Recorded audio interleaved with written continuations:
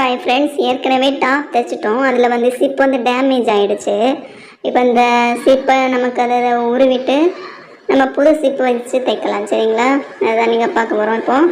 இப்போ நமக்கு புது சிப்பை எடுத்து அந்த ஓரம் இருக்குல்ல, மேலே ஓரம், அது அந்த ஓரத்தை மடித்து லைட்டாக ஒரு காலிஞ்சில் நமக்கு மடித்து தைச்சிருவோம். சரிங்களா? ஒரு சைடு மடித்து தைச்சிட்டு அந்த எக்ஸ்ட்ரா நூலெல்லாம் கட் பண்ணி விட்டுடலாம். ஒரு ஓரத்தை தைச்சிட்டோம். எக்ஸ்ட்ரா நூலை கட் பண்ணுங்க. இனி அடுத்த ஓரத்தை தைச்சிடலாம்.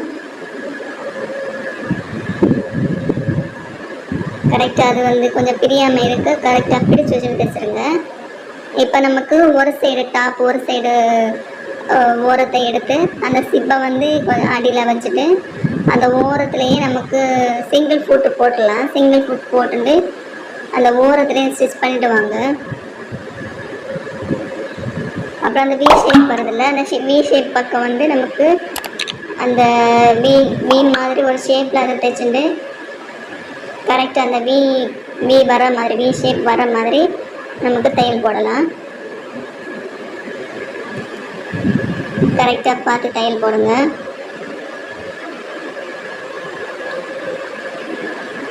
இப்போ என்ன பண்ணணும்னா, நமக்கு இப்போ அடுத்த சைடு தைக்கும்போது அப் அண்ட் டவுன் வரும். அதுக்காக என்ன பண்ணலான்னா, அந்த சைடில் நமக்கு பின் பண்ணலாம். ரெண்டு பார்ட் இருக்குல்ல, ரெண்டையும் அந்த சிப்பு கவர் பண்ணி வர மாதிரி வச்சுட்டு அந்த வி ஷேப்பில் ஸ்டார்ட் பண்ணி பின் பண்ணலாம். V shape. அதுக்கப்புறம் இப்போ அதுக்கு மேலே ஒரு சைடில் அதில் ஒரு பின் பண்ணலாம்.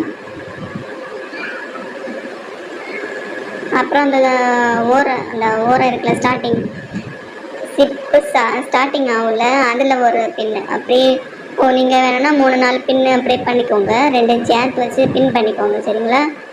அந்த சிப்பு வந்து கவர் ஆகுற மாதிரி நீங்கள் அந்த பின் பண்ணி அந்த 2 ஜாயிண்ட் ஆகி சிப்போட அந்த கிளாத்தும் சேர்ந்து ஜாயிண்ட் ஆகிற மாதிரி பின் பண்ணி வச்சுக்கோங்க.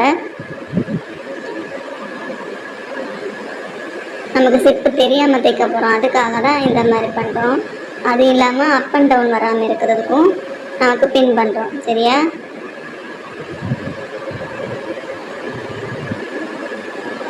வி ஷேப்பை மட்டும் கரெக்டாக அந்த இதில் அந்த ஸ்டிச் பண்ணி விட்டுடுங்க.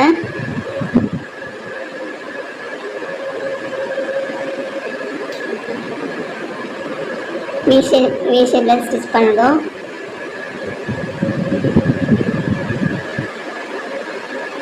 இப்போ அந்த சைடு நமக்கு அடுத்த சைடு தைப்போம்ல, அதில் வந்து நீங்கள் வந்து ஏற்கனவே பின் பண்ணி வச்சனால அடுத்த சைடு வந்து நீங்கள் சிப் வந்து ஏற்கனவே பின் பண்ணி வச்சனால அந்த சைடு ஒரு சைடு தைச்சிட்டோமா நல்ல பக்கம். இப்போ இனி ஒரு சைடு வந்து நமக்கு பின் பண்ணி வச்ச அதுக்கப்புறம் அந்த லைனிங் பீஸ் பார்ட்டில் நீங்கள் வந்து ஒரு ஸ்டிச் பண்ணி விட்டுருங்க. ஏன்னா பின் பண்ணி வச்சுருக்கனால அது கரெக்டாக ஸ்ட்ரைட்டாக தான் இருக்கும்.